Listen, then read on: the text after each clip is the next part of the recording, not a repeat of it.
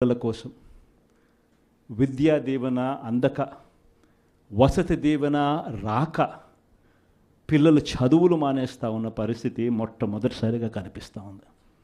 మన హయాంలో, మన వైఎస్ఆర్సీపీ హయాంలో ప్రతి 3 నెలలకు ఒకసారి, 3 నెలలు అయిపోయిన వెంటనే, ఆ త్రైమాసికం అయిపోయిన వెంటనే, జనవరి, ఫిబ్రవరి, మార్చ్ త్రైమాసికం అనుకుంటే ఏప్రిల్లో వెరిఫికేషన్ చేసేవాళ్ళం, మేలో తల్లుల ఖాతాల్లోకి ఆ డబ్బులు పంపించేవాళ్ళం.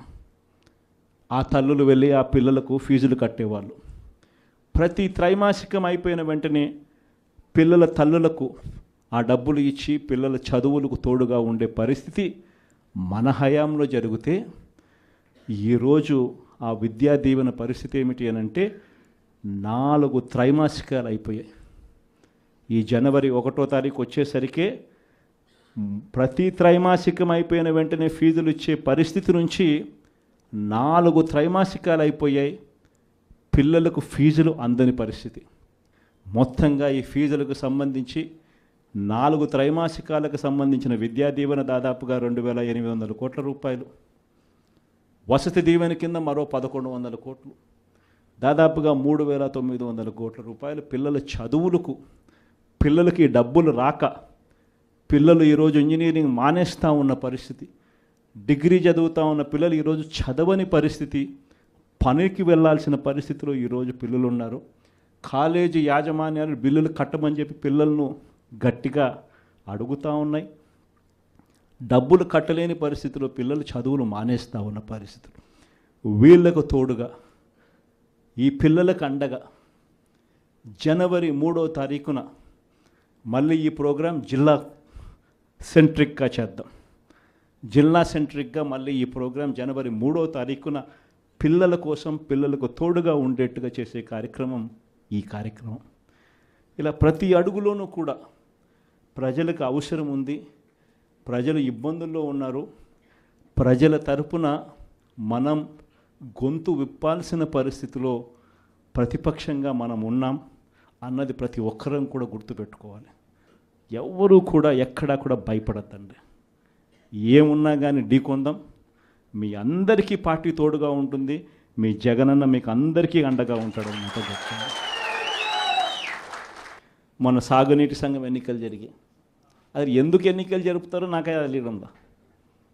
ఎన్నికలు జరిగేసరికి ఒక ప్రజాస్వామ్యబద్ధంగా నువ్వు ఎన్నికలు జరిగేట్టుగా అయితే జరపండి ఎన్నికలు. అంతే తప్ప నుంచి నువ్వు నీ రైతులకు, నీ వాళ్లకు మాత్రమే ఎన్ఓసీలు ఇస్తారు, ఆర్ నో డ్యూ సర్టిఫికెట్లు ఇస్తారు. నీకు వ్యతిరేకంగా ఉన్న రైతులు, మామూలు రైతులు, సామాన్య రైతులకు నో డ్యూ సర్టిఫికెట్లు ఇవ్వకూడదు అని చెప్పి నువ్వు డిసైడ్ చేసుకున్నప్పుడు ఎందుకు ఎన్నికలు జరుపుతారు? గ్రామ స్థాయిలో ఇవ్వాల్సిన, సచివాలయ స్థాయిలో ఇవ్వాల్సిన విఆర్ఓలు, సచివాలయ స్థాయిలో ఇవ్వాల్సిన నో డ్యూ సర్టిఫికెట్లు సచివాలయ స్థాయిలో ఇవ్వకుండా మండల స్థాయిలోకి వాళ్ళందరినీ తీసుకొని వెళ్ళి ఆ సచివాలయాల్లో ఎవరు విఆర్ఓలు లేకోకుండా మండలాల్లో ఉండేట్టుగా చేసి పోలీసులను కాపలా పెట్టుకొని చేతుల పైకి ఎత్తిచ్చి ఎన్నికలంట. ఎందుకు ఈ ఎన్నికలు జరుపుతారు? అది జరిగించి ఆ రకంగా ఎన్నికలు బుల్డోజ్ చేసి రైతులందరూ సంతోషంగా ఉండారు అని అంటారు. నిజంగా రైతులు సంతోషంగా ఉండారా లేదా అన్నది తెలియాలి అని అంటే ఒక్కసారి రాజీనామాలు చేసి బయటికి రండి. అప్పుడు అర్థమవుతుంది రైతులు సంతోషంగా ఉన్నారా, రైతులు సంతోషంగా లేరా, పెట్టుబడి సహాయం 20,000 ఏమైందని చెప్పి రైతులు అడుగుతూ ఉండేది అర్థమవుతుంది. ఉచిత పంటల బీమా ఏమైందని రైతులు అడుగుతూ ఉండేది అర్థమవుతుంది. ఆర్బీకేలు ఎందుకు సరిగ్గా పనిచేయడం లేదని చెప్పి రైతులు అడుగుతూ ఉన్నది అర్థమవుతుంది. ఇవన్నీ అర్థం కావాలి అని అంటే ప్రజాస్వామ్యబద్ధంగా ఎన్నికలు జరిగితే అర్థమవుతుంది. ఈ మధ్యకాలంలో ఇంకోటి కూడా అన్నారు, విజన్ 2047 అంట. అయ్యా 7 నెలల కిందట ఊదరగొట్టి నువ్వు, నీ ఎల్లో మీడియా, మీ ఈనాడు, మీ ఆంధ్రజ్యోతి, మీ TV5 మీరంతా ఊదరగొట్టి మేనిఫెస్టో ఇచ్చినారు. ఆ మేనిఫెస్టోలో ఏం చెప్పినారు? 15,000 నుంచి మొదలు పెడితే 48,000 దాకా చెప్పుకుంటూ పోయినారు. వాటికి దిక్కు లేదు. 7 నెలల కిందట మేనిఫెస్టో అని చెప్పిన దానికి దిక్కు తెలియదు. ఇంకా 2047 అంట. 2047 అంటే ఈయన వయసు ఎంత? ఈయన వయసు ఇప్పుడే 80 దగ్గర దగ్గర. ఇంకా 2047 ఎవడు ఉంటాడు, ఎవడు పోతాడు? 2047 అని చెప్పి ఒక విజన్ అంట, ఒక డాక్యుమెంట్ అంట. నిజంగా నాకు ఆశ్చర్యం అనిపిస్తుంది. అసలు విజన్ అంటే ఏమిటి? విజన్ అంటే ఏమిటి? నిజంగా మనిషి అభివృద్ధి బాటలో అభివృద్ధి బాటలోకి మనిషిని తీసుకొని పోవాలి అని అంటే ఆ అభివృద్ధి బాట ఏమిటి అని చెప్పేది విజన్ డాక్యుమెంట్. నిజంగా ఒక మనిషిని 20 ఏళ్ళ తర్వాత ప్రపంచం ఎలా ఉంటుంది, ఆ 20 ఏళ్ళల్లో తర్వాత ఈరోజు చిన్నపిల్లాడిగా ఉన్న పిల్లాడు 20 ఏళ్ళ తర్వాత ఆ పిల్లాడు ఎలా ఉంటాడు, ఆ పిల్లోని భవిష్యత్తు ఏమిటి, ఆ పిల్లోని కోసం మనం ఈరోజు వేసే అడుగులు కరెక్ట్గా వేస్తూ ఉన్నామా లేదా అన్నది విజన్. ఆ విజన్లో భాగంగా ఆ రోజు వైఎస్ఆర్సీపీ ప్రభుత్వంగా మనం వేసాం అడుగులు. గర్వంగా చెప్పచ్చు. రాష్ట్రంలో ఎవరు ఊహించని విధంగా, దేశంలో ఎప్పుడు జరగని విధంగా మొట్టమొదటిసారిగా గవర్నమెంట్ బడులన్నీ ఇంగ్లీష్ మీడియం కింద మార్చిన చరిత్ర ఎప్పుడైనా ఉంది అని అంటే అది వైఎస్ఆర్సీపీ ప్రభుత్వం.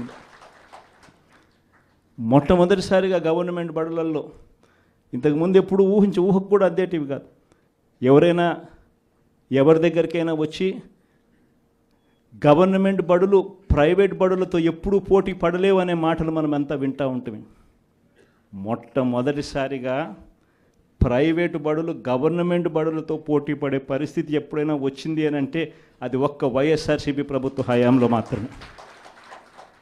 మొట్టమొదటిసారిగా బడులల్లో నాడు నేడు కార్యక్రమంతో బడులు రూపురేఖలు మారాయి.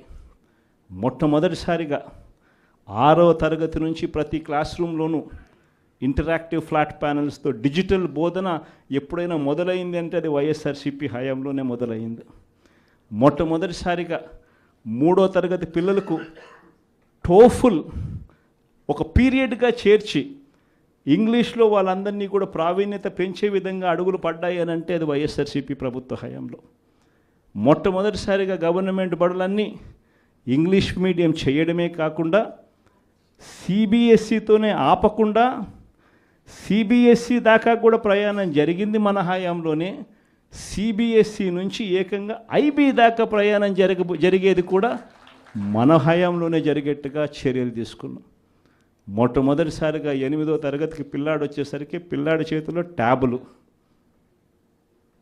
మొట్టమొదటిసారిగా గవర్నమెంట్ బడులలో పోయే పిల్లలకు రోజుకొక మెనూతో గోరుముద్ద. ఇవన్నీ మనం అడుగులు వేసినప్పుడు ఈ పిల్లాడు ఈ 10th క్లాస్కి వచ్చేసరికి అనర్గళంగా ఇంగ్లీష్లో మాట్లాడే పరిస్థితి. అది విజన్ అంటే. హైయర్ ఎడ్యుకేషన్లో ఎప్పుడు చూడని విధానం, ఊహకు కూడా ఎవరికి అందల. మన డిగ్రీలు చదువుకుంటే ఉద్యోగాలు రావు, మన డిగ్రీలను ఇంకా బెటర్గా చేయాలి అని తలంచుతో మొట్టమొదటిసారిగా ఎడెక్స్ అనే సంస్థను తీసుకొని వచ్చి మొట్టమొదటిసారిగా ఆన్లైన్ వర్టికల్స్ తీసుకొని వచ్చి మొట్టమొదటిసారిగా ఆ వర్టికల్స్కు సర్టిఫైడ్ చేసినాం. అంటే మన డిగ్రీ చదువుతా ఉన్న పిల్లాడు ఆయనకు నచ్చిన కొన్ని కోర్సులు స్టాన్ఫర్డ్, హార్వర్డ్, ఎల్ఎస్సి, ఎంఐటి వంటి పెద్ద పెద్ద యూనివర్సిటీలు, విదేశీ యూనివర్సిటీల దగ్గర నుంచి వాళ్ళు కోర్సులు ఆఫర్ చేస్తారు ఆన్లైన్లో. మన పిల్లలు ఆ కోర్సులు ఇక్కడ తీసుకొని ఆ ఎగ్జామ్ రాస్తాడు. రాసిన ఆ ఎగ్జామ్కు ఆ యూనివర్సిటీ సర్టిఫికెట్ ఇస్తుంది. ఆ సర్టిఫికెట్ మన కరికులంలో భాగమవుతుంది. మన డిగ్రీ తీసుకున్న పిల్లోడు బయటకు వచ్చేసరికి ఆ పిల్లానికి 4-5 రకాల కోర్సుల్లో ఒక ఆక్స్ఫర్డ్ సర్టిఫికెట్, ఒక ఎల్ఎస్సి సర్టిఫికెట్, ఒక ఎంఐటి సర్టిఫికెట్, ఒక స్టాన్ఫర్డ్ సర్టిఫికెట్తో పాటు తన డిగ్రీ తన చేతికి వస్తుంది. అంటే రిస్క్ మేనేజ్మెంట్ కోర్సు ఎల్ఎస్సి ఇస్తుంది సర్టిఫికెట్, డేటా అనలిటిక్స్ కోర్సు ఒక స్టాన్ఫర్డ్ ఇస్తుంది సర్టిఫికెట్, అసెట్ మేనేజ్మెంట్ కోర్సు ఒక ఎల్బిఎస్ ఇస్తుంది సర్టిఫికెట్. ఇలాంటి సర్టిఫికెట్లతో పిల్లాడు బయటకు వచ్చి తన డిగ్రీ పొంది తన అప్లికేషన్ పెట్టుకుంటే ఎలాంటి ఉద్యోగాలు వస్తాయి అన్నది ఆలోచన చేసి ఆ పిల్లలకు విద్యా దీవెన, వసతి దీవెనతో సహా ఇవన్నీ ఏర్పాటు చేయడం అన్నది విజన్ అంటారు. వైద్యం కోసం ఏ పేదవాడు అప్పుల పాలయ్యే పరిస్థితి రాకూడదని, చదువులు వైద్యం ఈ రెండే మనిషిని అప్పుల పాలు చేసే పరిస్థితిలోకి నెట్టేస్తుందని, ఆ పరిస్థితి ఎప్పుడు రాకుండా చెయ్యాలి అని చెప్పి తాపత్రయపడి ఆరోగ్యశ్రీ పరిధిని ఏకంగా 3,300 ప్రొసీజర్లకు తీసుకొని పోయి ఏకంగా 25 లక్షల దాకా ప్రతి పేదవాడికి ఉచితంగా ఆరోగ్యశ్రీ అందేట్టుగా చేసి ప్రతి గవర్నమెంట్ హాస్పిటల్లోనూ నాడు నేడు పనులతో ఆ హాస్పిటల్ రూపురేఖలన్నీ మార్చి ప్రతి గవర్నమెంట్ హాస్పిటల్లోనూ 0 వేకెన్సీ పాలసీ తీసుకొని వచ్చి జాతీయంగా చూస్తే స్పెషలిస్ట్ డాక్టర్ల కొరత 61%, 61% ఉంటే మన రాష్ట్రానికి వచ్చేసరికి స్పెషలిస్ట్ డాక్టర్ల కొరత మన రాష్ట్రంలో కేవలం 4% లోపే. 0 వేకెన్సీ పాలసీ తీసుకొని వచ్చి ప్రతి హాస్పిటల్లోనూ డాక్టర్లు ఉండేట్టుగా చేసి ప్రతి హాస్పిటల్లోనూ WHO GMP ప్రమాణాలు కలిగిన మందులు మాత్రమే అవైలబుల్గా ఉండేట్టుగా చేసి గ్రామ స్థాయిలోకి విలేజ్ క్లినిక్లు తీసుకొని పోయి గ్రామ స్థాయిలోనే ఫ్యామిలీ డాక్టర్లను తీసుకొని వచ్చి గ్రామ స్థాయిలోనే ప్రతి 6 నెలలకు ఒకసారి ఆరోగ్య సురక్ష కార్యక్రమం చేసి ప్రివెంటివ్ కేర్ అంటే క్యూరేటివ్ కేర్ అంటే క్యూరేటివ్ కేర్ అంటే రోగం వచ్చిన తర్వాత వైద్యం, ప్రివెంటివ్ కేర్ అంటే మనిషికి మొదటి దశలోనే అంటే ఆ షుగర్ సరిగ్గా హ్యాండిల్ చేయకపోతే ఆ షుగర్ వల్ల కిడ్నీ సమస్యలు, మనిషికి బీపీ, ఆ బీపీని సరిగ్గా హ్యాండిల్ చేయకపోతే గుండెపోటు, అటువంటివన్నీ ఇనీషియల్ స్టేజెస్లోనే గ్రామ స్థాయిలోనే మనిషికి రాకుండా చేసే గొప్ప అడుగులు పడడం ఎప్పుడు జరిగాయనంటే వైఎస్ఆర్సీపీ హయాంలో. ఇది విజన్.